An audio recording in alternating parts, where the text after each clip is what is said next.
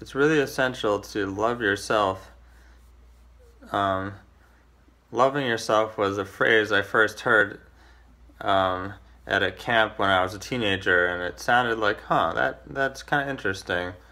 And then I just forgot about it, like the Ring of Power. Things that should not have been forgotten were lost. And then years later, I was thinking about it, and I was like, that's really what my philosophy is. It's a lot about loving yourself. Um, Although kind of like be yourself, it's a vague phrase that doesn't really describe what it's trying to describe. Loving yourself sounds like looking in the mirror and like kind of worshiping your sexiness, but it's more it's more than that. It's more advanced. It's like really enjoying yourself around others and enjoying your creative hobbies, uh, and feeling proud of everything you do. It's kind of like the opposite of an inferiority complex, and it's really important, I find, to be proud of the smallest things. I noticed like I would just kind of fake it when I was like meeting women, and I'd pretend to like to be proud of all my art, and they would respond so positively to it when I talked positively about it. Um, but they were responding to my self-love, I think, to my love of my own creative passions. They were responding to that passion. And when you feel passionate about something, people respond to the emotion of joy that you feel, and you can't, it's not something you can create through clever words, and it's it's really like an emotion you feel, and it's all about cultivating.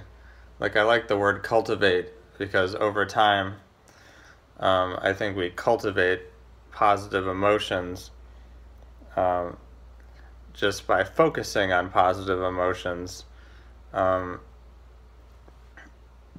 by feeling positive about all my smallest and subtlest and easiest accomplishments.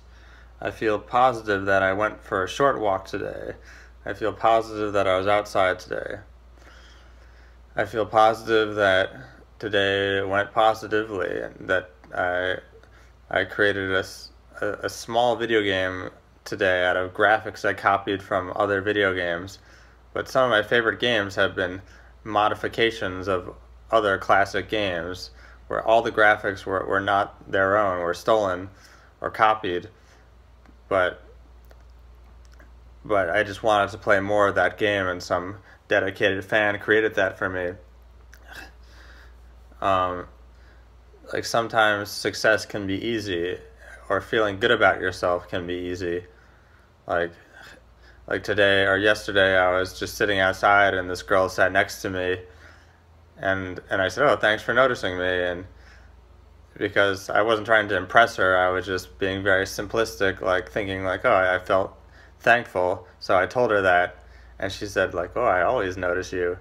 And I was like, "Whoa, that was really flirtatious," and I got that positive response because I was positive, not because I was trying to impress her.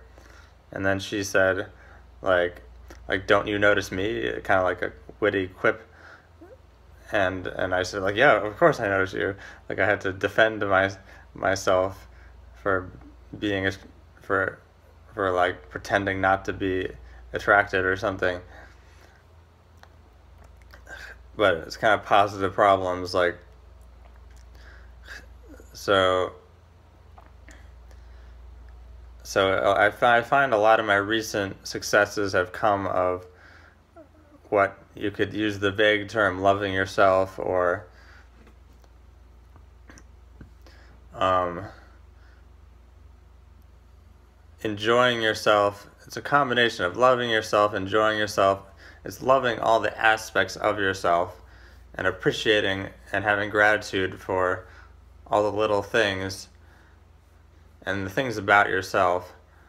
Uh, Spending more time feeling grateful than time you spend worrying about what you could be or what isn't, or feeling empty and all that. Matter likes to be in motion, and I find that whenever my mind goes blank, I I just I just try to think playfully, and I try to move a little bit, and I find then I'm often able to think of some word or something to say to fill the silence.